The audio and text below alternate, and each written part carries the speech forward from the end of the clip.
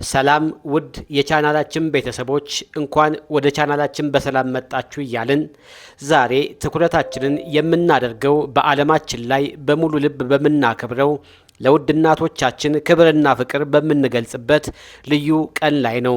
አዎ የእናቶች ቀን።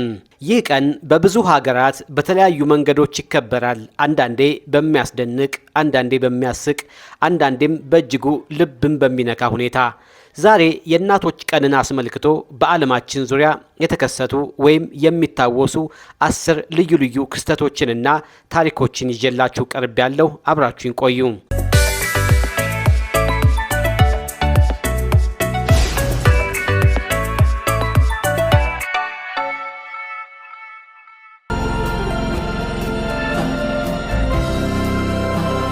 የመጀመሪያው ታሪካችን የእናቶች ቀን እንዴት እንደተጀመረ ይመለከታል።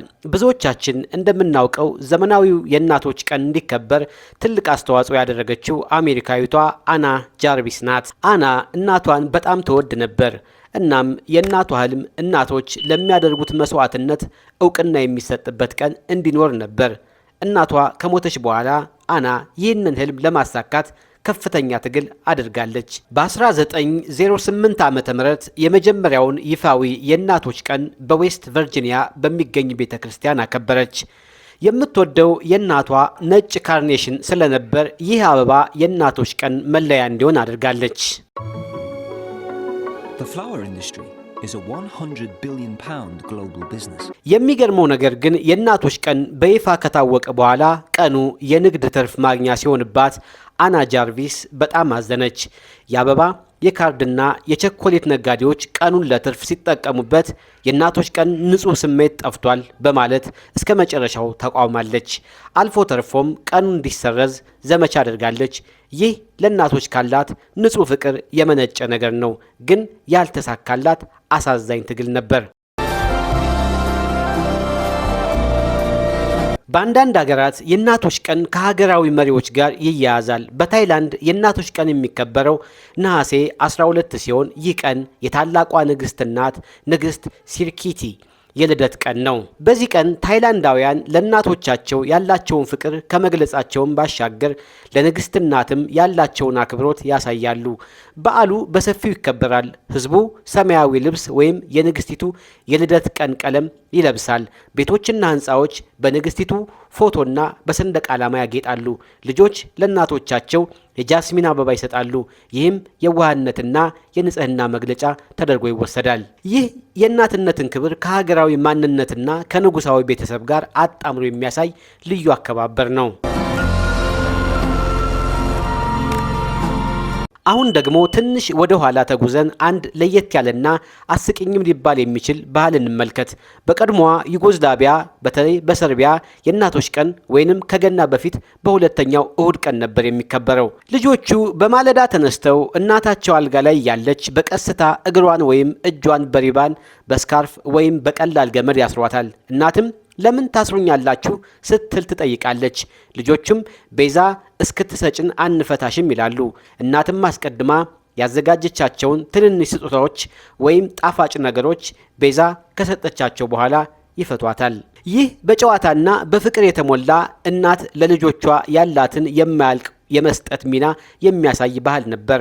ምንም እንኳን ማሰር የሚለው ቃል ትንሽ አስፈሪ ቢመስልም ፍቅራዊና አስቂኝ ክስተት እንደነበር ይነገራል።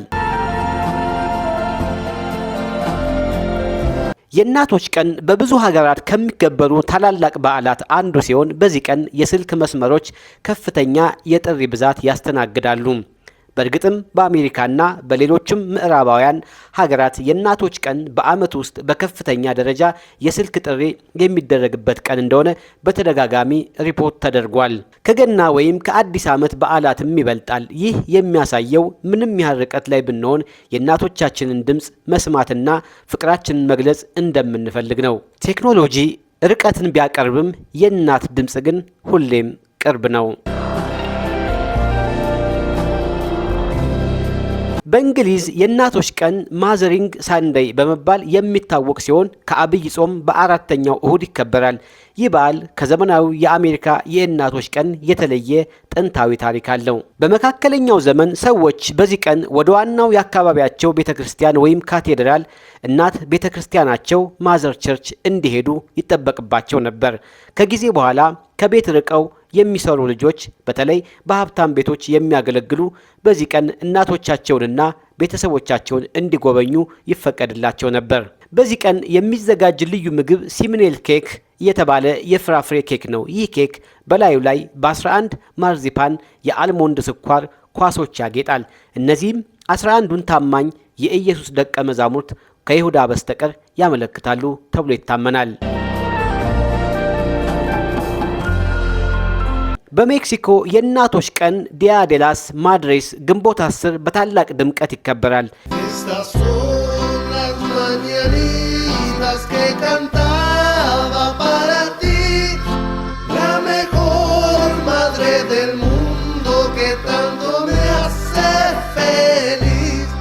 ይህ ቀን ለሜክሲኮውያን በጣም አስፈላጊ ከሆኑ በዓላት አንዱ ነው። በዓሉ ብዙውን ጊዜ የሚጀምረው በማለዳ ልጆች እናቶቻቸውን በታዋቂው የልደት ዘፈን ላስ ማኛኒታስ በመቀስቀስ ነው።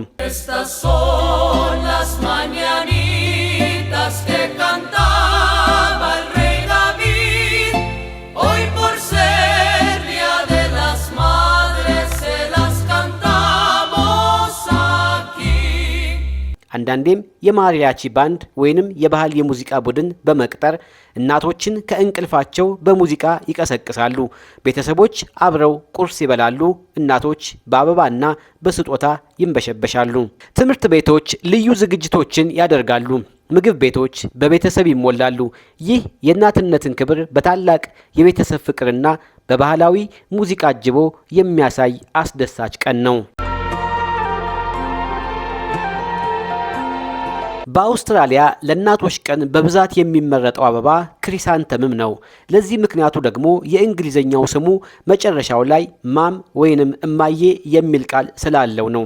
በተጨማሪም ይህ አበባ በአውስትራሊያ በግንቦት ወር ወይንም የበልግ ወቅት በብዛት ስለሚገኝ ነው። ይህ ትንሽ ነገር ግን አስደሳች የሆነ የአበባ ምርጫ በአውስትራሊያ የእናቶች ቀን አከባበር ላይ የራሱን አሻራ ያሳረፈ ነው።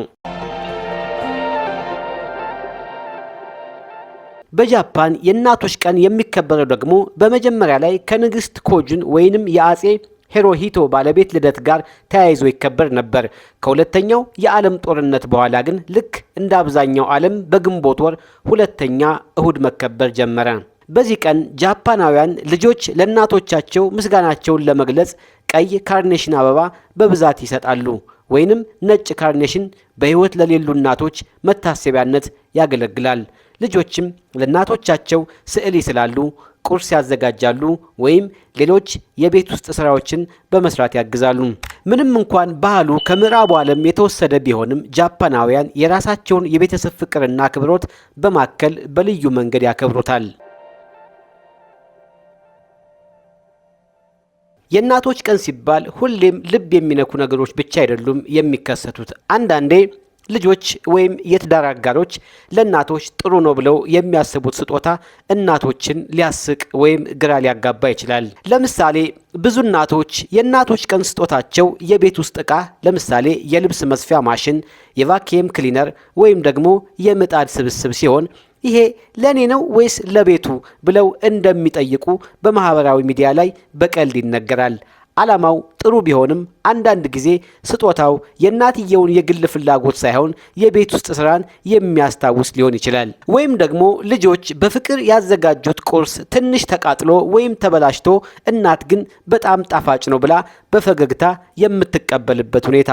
እነዚህ ሁሉ የእናትነትን ትዕግስትና ፍቅር የሚያሳዩ አስቂኝ ገጠመኞች ናቸው። በዓለማችን ላይ የእናቶች ቀን በሰላምና በደስታ ብቻ አይከበርም። በሚያሳዝን ሁኔታ በጦርነት፣ በግጭት ወይም በከፍተኛ ድህነት ውስጥ የሚገኙ እናቶች አሉ። ለነዚህ እናቶች የእናቶች ቀን ሌላ የትግልና የመስዋዕትነት ቀን ሊሆን ይችላል። ነገር ግን በእንደዚህ አይነት አስቸጋሪ ሁኔታዎች ውስጥም ቢሆን የእናት ፍቅር አይበገርም። ልጆቻቸውን ከጥቃት ለመከላከል ምግብ ለማቅረብ እና በተስፋ እንዲኖሩ ለማድረግ የሚታገሉ እናቶች ታሪክ በዓለም ዙሪያ ይሰማል። የእናቶች ቀን ለእነዚህ ጀግና እናቶች ልዩ ዕውቅናና ድጋፍ የምንሰጥበት አጋጣሚም ሊሆን ይገባል። የእነሱ ጥንካሬና ፍቅር የሰው ልጅ የመኖር ተስፋ ምንጭ ነው። ይህ ቀን የእነሱን የማይናወጥ ፍቅር እንድናስታውስና በቻልነው መጠን ድጋፋችንን እንድንሰጥ ያሳስበናል። እንግዲህ ውድ ተመልካቾቻችን የእናቶች ቀንን አስመልክቶ ካቀረብንላችሁ 10 ልዩ ልዩ ክስተቶች ጥቂቶቹ እነዚህ ነበሩ።